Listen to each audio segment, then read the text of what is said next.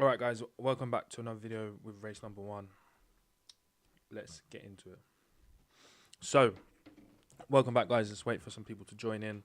It is now, what is the time? 2:30 on Tuesday the 3rd of September. So I hope everyone's having a good week. And it's another day, another dollar.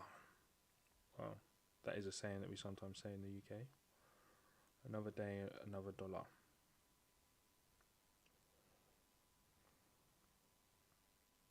Okay. Right. So, it's just come out again from Autosport regarding Mercedes FIA issue statement after McLaren and Mercedes front wing scrutiny. So, obviously, at the weekend, Monza, more speculations have been, more rumours have been going around since obviously what's happened in Red Bull's camp. By Red Bull camp, I mean obviously they're going from bad to worse. No one really knows what's causing the issues, but Red Bull are struggling. And what we seem to notice with Red Bull, whenever they're struggling, they'll point fingers elsewhere and try and find a reason of why they are struggling or why other teams are outperforming them. And now they're relating it all down to the front wing and the flexibility of none other than Mercedes and McLaren's front wings. Now, for the last couple of months, it has drawn some attention, both these cars, both Mercedes and also McLaren's front wing.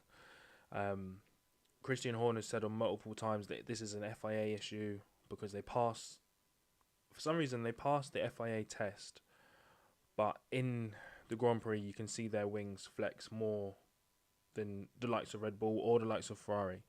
So it's another grey area. We seem to, and this is the thing with having such good engineers, right? They read the regulations, but they read it twice. So they read it the first time to understand what they can't do, and then they reread it a second time to ultimately find out what it is they can do. So despite both the Mercedes and the McLarens passing the test, you need to look. Christian Horner's told them you need to look at the wording in it because there's something not going on, and you can see it. You can see it this weekend in Monza. Both Mercedes and McLaren, when they was going down the main straight before they got into the chicane, and then it's like an aeroplane. It is literally the best way I can describe it. It was like an aeroplane. All of a sudden, the wings just kind of lift up like that. This is a front wing, obviously. The front wing just kind of lifts up like that, and you see it like when it goes around. Well, I think it was turn 1 or turn 2, like how much it bounces over the curb. And the Red Bull is like this, very small. Ferrari again, very small movement, not a lot of movement. And then you see the Mercedes and also the McLaren, and it is literally like this, like all going off all over the place. So again, there's some frustration there for Christian Horner, and even Fred Vasseur, he's mentioned that this is a matter for the FIA single-seater director, Nicholas, but we have to respect the decision of the FIA, and we will deal with it internally with the FIA.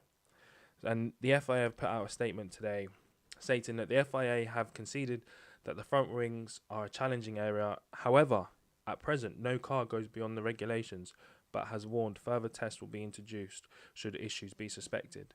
So this is interesting. We had a similar thing a couple of years ago with Mercedes, because back in Brazil, do you remember Mercedes brought the spicy engine, they called it. They also had what was at that point deemed a flexible rear wing, but it wasn't. Again, it passed the tests.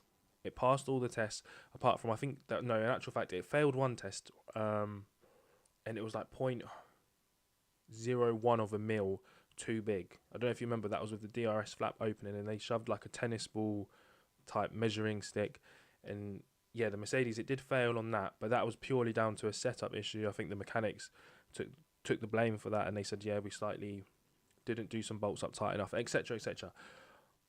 But there's always been a bit of flexibility in Formula One in terms of rear wings and front wings. We've seen it numerous times. I think earlier on in the first part of the seat, when these regulations came out, Aston Martin were deemed to have a flexible front wing.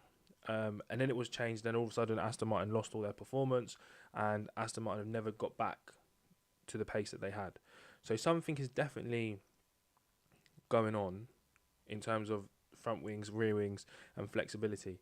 However, the engineers are just outsmarting the FIA, so I don't know what else can be done.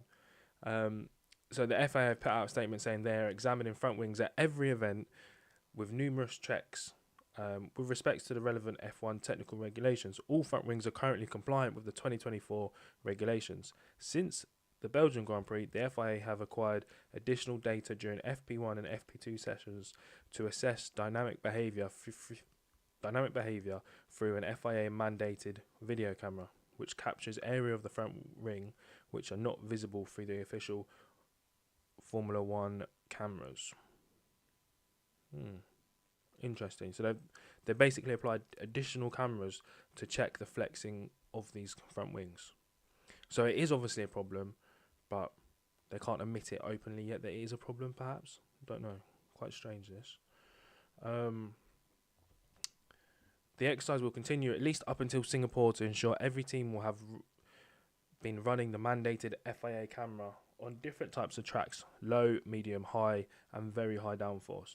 This will ensure a large database, allowing the FIA to draw the most objective picture of the situation and quantify differences between various dynamic patterns observed on track.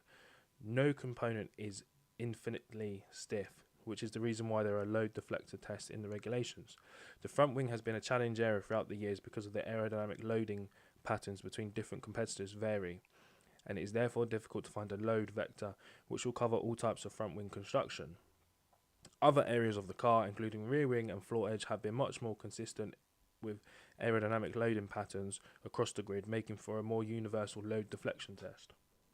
So ultimately what the FIA is saying is it's not a one test fits all type of thing. So as we're talking about, so currently Mercedes and McLaren are passing the load test, right? So there's nothing they can do, but ultimately it seems in the actual race or in the qualifying, they actually put their cars under more front load pressure than the other cars, hence why theirs then do flex. So what can Red Bull do other than imitate? That is the only thing left for Red Bull to do. In order to get somewhere, they're running out of time. They're running out of this season. It looks like Max might not even win this year.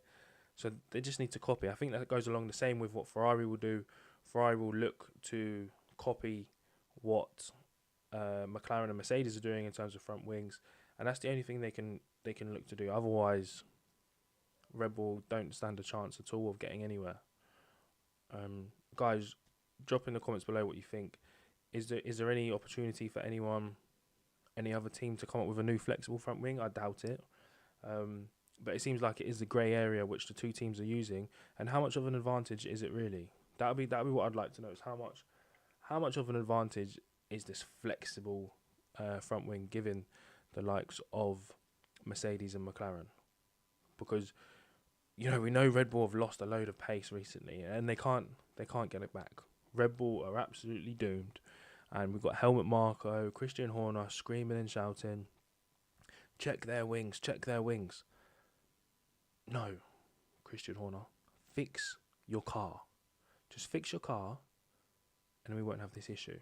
Like, rule number one, Christian Horner, you need to fix your car, because it is crazy what has been going on in the Red Bull team. All of a sudden, I don't understand, all of a sudden Red Bull have lost performance. How can Red Bull lose all this performance? They was literally one of the best teams. Well, they was the best team. Red Bull was 100% the best team, and now they've lost all this performance. I don't understand. Anyway, that's it for now. This was my first stream. I was just seeing if it was working. If it does work, then I will do more of these tomorrow.